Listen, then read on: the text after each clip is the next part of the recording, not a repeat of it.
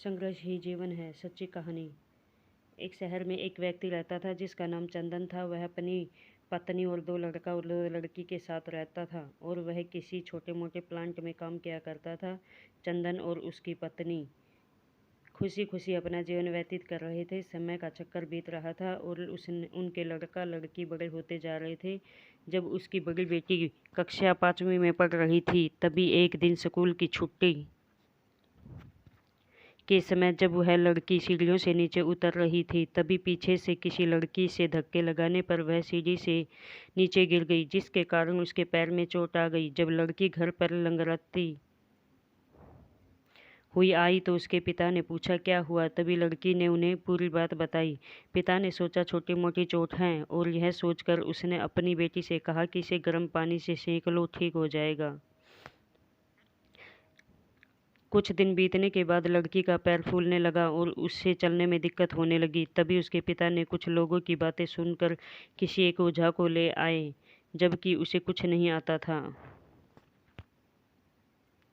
और वह पैर ठीक नहीं कर पाया। कुछ समय बीतने के बाद जब उसकी लड़की की हालत और ज़्यादा खराब होती जा रही थी, एक दिन जब उसके पिता अकेले कहीं बैठे हुए थे तो वह मन ही मन में सोच रहे थे कि क्या करें। तभी सोचते सोचते उनके दिमाग में आया कि क्यों ना डॉक्टर से दिखाया जाए।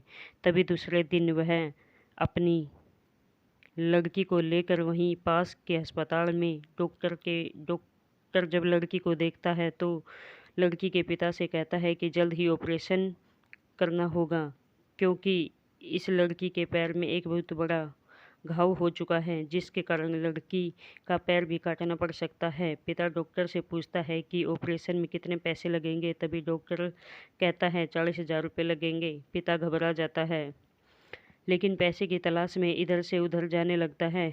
इधर उधर भाग दौड़ करने के बाद पैसे की व्यवस्था कर लेता है और लड़की का ऑपरेशन हो जाता है। ऑपरेशन के बाद लड़की अपने घर आ जाती है, परंतु लड़की के पैर में कुछ सुधार न होने के कारण पिता चिंतित रहने लगता है। इसी तरह 4 साल बीत जाता है तथा पैर में लाख लाख रुपए लगाने के बाद भी लड़की का पैर ठीक नहीं होता,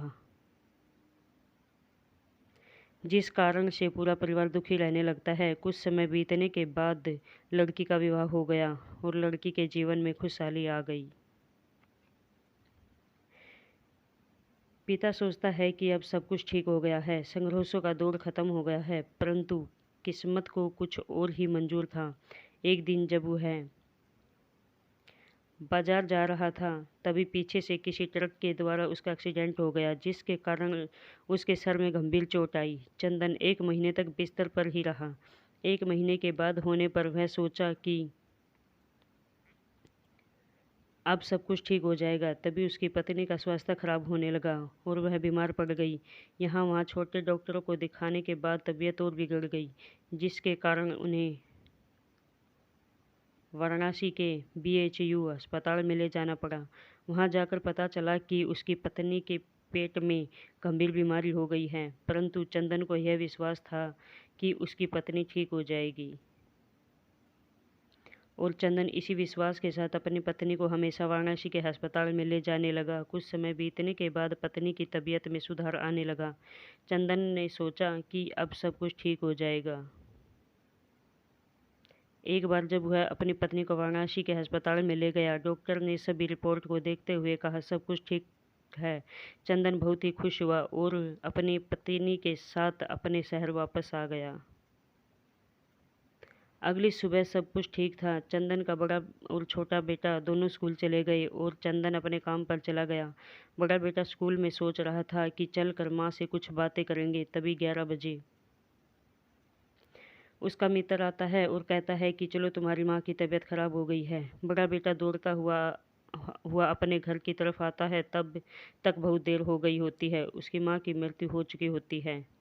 बेटा माँ को देखते ही फूट फूट कर रोने लगता है और वह अपनी माँ का अंतिम संस्कार करता है। 1 साल तक पूरा परिवार दुखी ही रहता है। कुछ समय बीतने के बाद दुखों के बादल छट जाते हैं और चंदन